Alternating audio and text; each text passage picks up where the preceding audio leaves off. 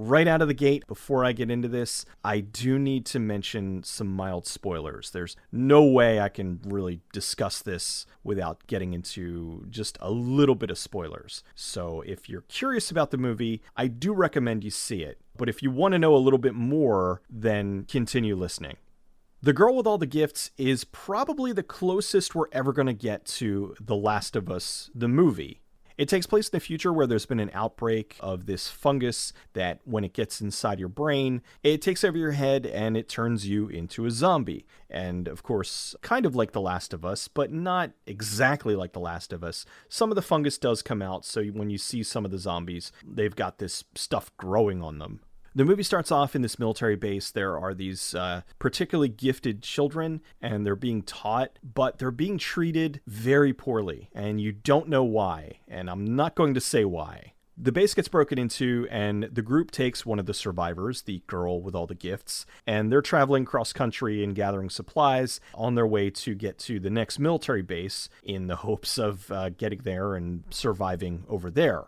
This is a really well done movie. I didn't know what to expect going in, aside from the name of the movie. And unfortunately, right before I watched it, I saw that it was about zombies. So that did not spoil it, but I do prefer going in and being surprised. And the thing is, though, again, this is another movie that has zombies in it, but it's about more than just the zombies.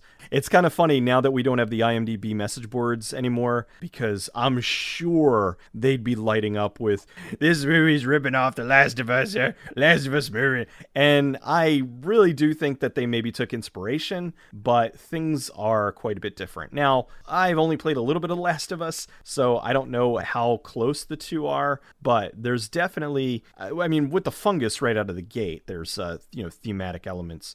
But from what I have seen from other people playing it, and I do mean to go back and play it, I hear it's fantastic.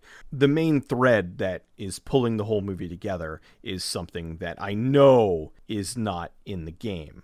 I like this movie a whole lot. The cast was great. I was not expecting to see Glenn Close in a zombie movie, especially a sort of zombie military movie. So she brought a lot of credibility to the film, because I don't believe that it was a particularly huge budgeted film.